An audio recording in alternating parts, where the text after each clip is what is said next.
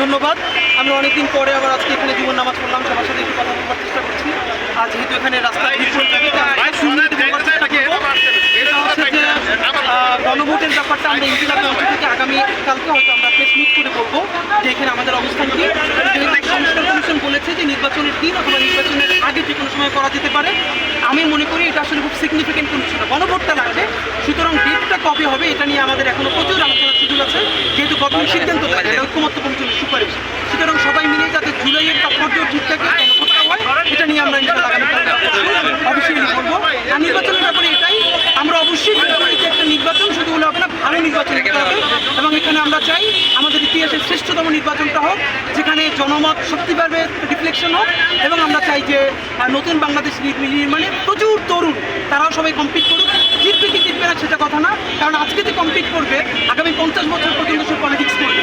সুতরাং আমরা প্রচুর তরুণ ভাই বোনদেরকে যারা এই ব্যাপারে ডিটারমাইন্ড যে সে চুরি করবে না, বাটপারি করবে না, টেন্ডারবাজি করবে না, এইরকম ডিটারমাইন্ড অনেকগুলো মুখ আমরা চাই যারা নতুন করে রাজনীতিতে আসবে।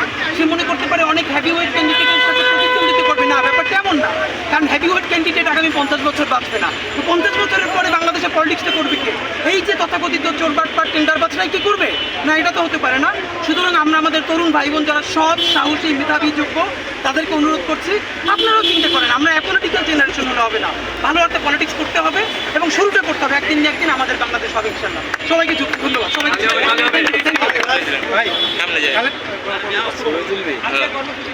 ভাই, আজকে আমরা সবার সাথে একটু জনসংযোগ করলাম, লিফলেট দেওয়ার চেষ্টা করলাম, এইটুকুনি। Thank you very much. ভাই, খালেদ ভাইয়ের ব্যাপারে আমরা 20 মিনিট ডিটেইল বলেছি। অফকোর্স আমার মনে হয় সব উত্তর এখানে আছে, যে আমি বরং আপনাদের মাধ্যমে যেটা চেষ্টা করব, খালেদ ভাই এবার ওই 20 মিনিটের ভিডিও থেকে উনি একটা রেসপন্স করলে আমরা আবার বলবো।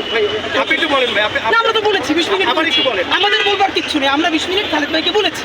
এখন খালেদ ভাই যদি মনে করেন তার আরও কিছু বলার দরকার, তাহলে সেটা রেসপন্স করবেন, তাহলে আমরা আবার রেসপন্স করবো। আমরা তো বলে দিয়েছি এবং আপনাদের সব মিডিয়া সেটা প্রধানমন্ত্রী বলায় কি নিজের পদ ক্লিয়ার করা যাবে না। সাবেক প্রধানমন্ত্রী যেই কারণে খালেদ ভাই বলতে চান, ওই একই কারণে তাকে সাবেক না বর্তমান খুনিও বলা যায়। আবার বলছি, তিনি যদি সাবেক প্রধানমন্ত্রী হন বিনা ভোটের বাইরেও একবার, তাহলে তিনি অন্তত জাতিসংঘের প্রতিবেদনে 118টা শিশুর খুনি, এইটা বলতে কোনো